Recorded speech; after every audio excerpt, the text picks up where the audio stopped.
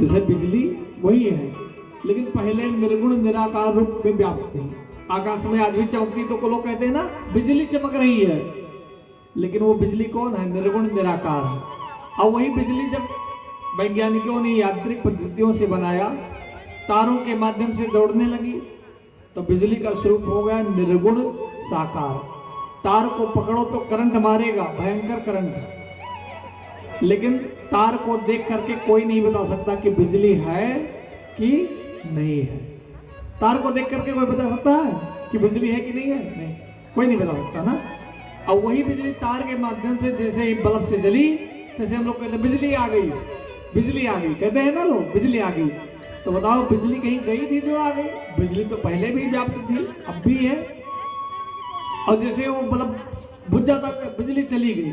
इसी प्रकार परमात्मा जब हम नहीं थे तब भी व्याप्त थी, आज हम हैं तब भी व्याप्त हैं, कल हम जब नहीं रहेंगे तब भी व्याप्त रहेंगे। परमात्मा ही निर्गुण निराकार, निर्गुण साकार और सगुण साकार रूप में व्याप्त हो जाते हैं।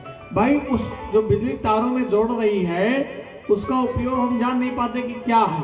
तार को पकड़ करके कोई बिजली का लाभ नहीं ले सकता। वही बिजली जब तार के माध्यम से बल्ब से जलती है तो प्रकाश देती है, पंखे से लगती है तो हवा देती है, हीटर से लगती है तो गर्मी देती है, और मोटर से लगती है तो पानी देती है ना। सब बिजली ही कर रही काम।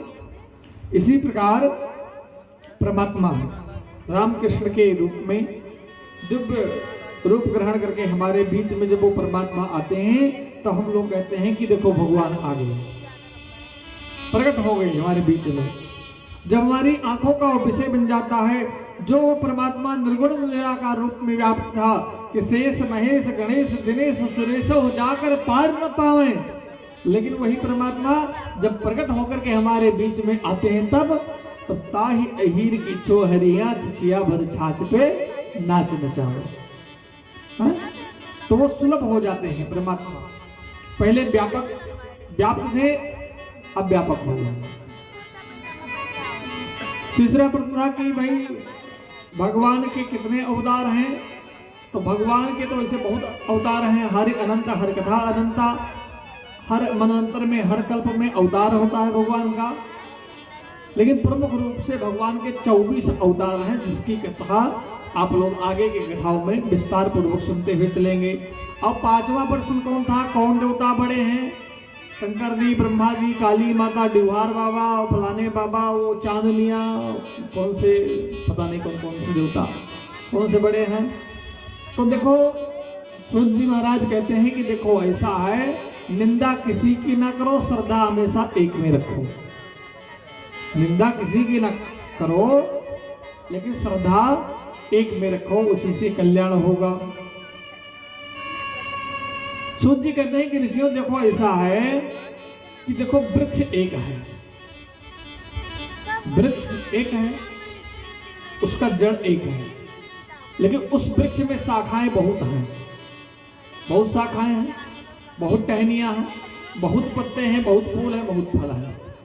ऐसे ही तमाम जितने भी देवता हैं उन सबके जो मूल हैं यानी जड़ हैं वो भगवान नारायण हैं।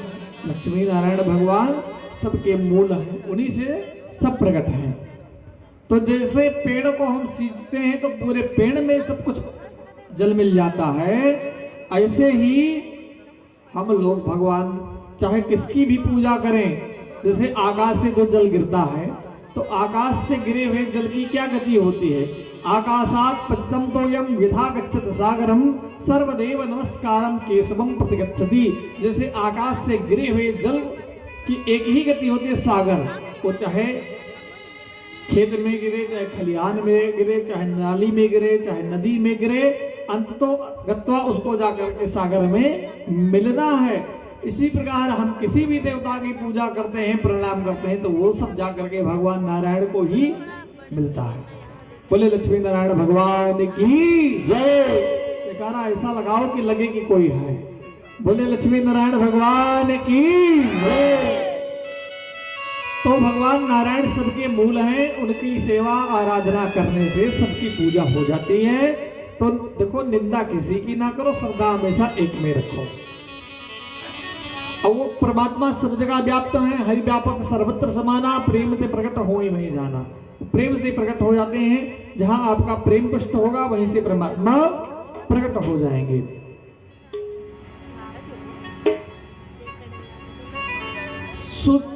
सौनक आदि ऋषियों ने सूत जी से कहा, महाराज ये जो आप हमको भागवत की कथा बता रहे हो, ये कैसे लिखा गया, कब लिखा गया? बोले महाराज एक बार व्यास जी महाराज के मन में विचार आया कि प्राय प्राणी लोग बोले कलुषित होते जा रहे हैं, इनका कल्याण कैसे होगा? तो व्यास जी महाराज ने देखा कि वेद में ज्ञान तो बहुत है लेकिन इसको पढ़ने वाला कोई नहीं, तो उन्होंने एक वेद को 4 भागों में थोड़ा थोड़ा कर दिया, तो हो गए 4 वेद, ऋग्वेद, यजुर्वेद, अथर्ववेद, सामवेद। फिर भी उनके मन को शांति नहीं हुई, तो पंचम वेद के रूप में महाभारत की रचना करी। देखो जो महाभारत है ना, वो पंचम वेद है, 5वां वेद महाभारत को कहते हैं। लेकिन महाराज ऐसी भ्रांति फैलाई गई, ऐसी भ्रांति, लोग कहते हैं जिसके घर में महाभारत रहेगा उसके घर में महाभारत होगा। ऐसी भ्रांति ना जाने कौन फैला दिया पाखंडी। अरे जिसके घर में महाभारत रहेगा और जो महाभारत को पढ़ लेगा उसके जीवन में कभी महाभारत नहीं हो सकता, गारंटी है, क्योंकि वो 5वां वेद है। महाभारत किस लिए हुआ, किस आधार पर हुआ, उसको तो पहले समझो। महाभारत चीज क्या है? लेकिन लोग कहते हैं महाराज महाभारत ना रखो, महाभारत ना पढ़ो, नहीं महाभारत हो लागी, ताकि और ना पढ़ना पड़े। कुछ लोग जो पढ़ना नहीं चाहते वो यही भ्रांति फैलाते हैं, महाभारत रख लोगे तो महाभारत होने लगेगा। फिर भी व्यास जी को जब शांति नहीं हुई तब उन्होंने धीरे धीरे करके पुराणों की रचना शुरू करी, लिखते लिखते 17 पुराण लिख दिए, फिर भी शांति नहीं हुई। एक दिन नारद जी महाराज उनके पास आए, पूछा क्या बात है, आप इतने चिंतित क्यों हो? बोले देखो हमने इतना सारा किया फिर भी हमको शांति नहीं मिल रही, क्या करें? नारद जी ने समझाया, महाराज रामकृष्ण के भक्तों के लिए जब तक आप भागवत की रचना नहीं करोगे आपके मन को शांति नहीं मिलेगी।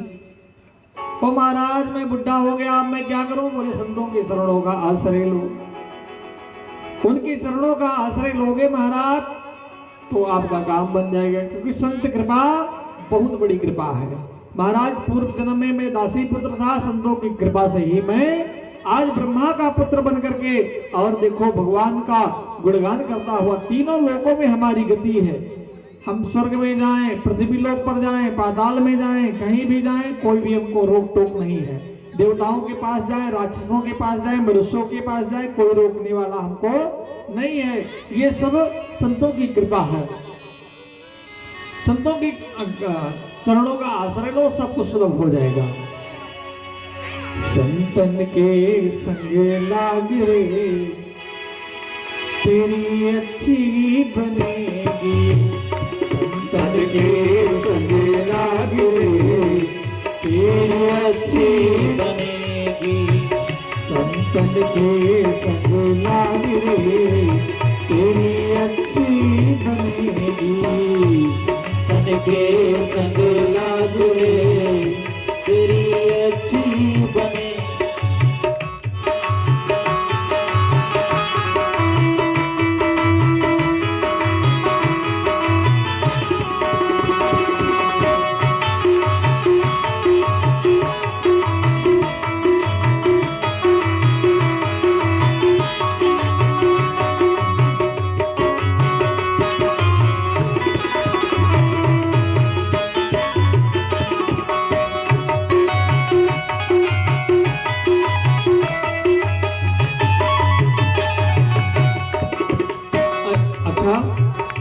किसी की भी अच्छी बनी है कि हमारी भी अच्छी बनेगी?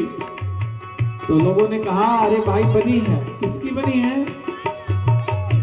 ध्रुव जी की बन गई, प्रहलाद की बन गई, ध्रुव जी की बन गई, प्रहलाद की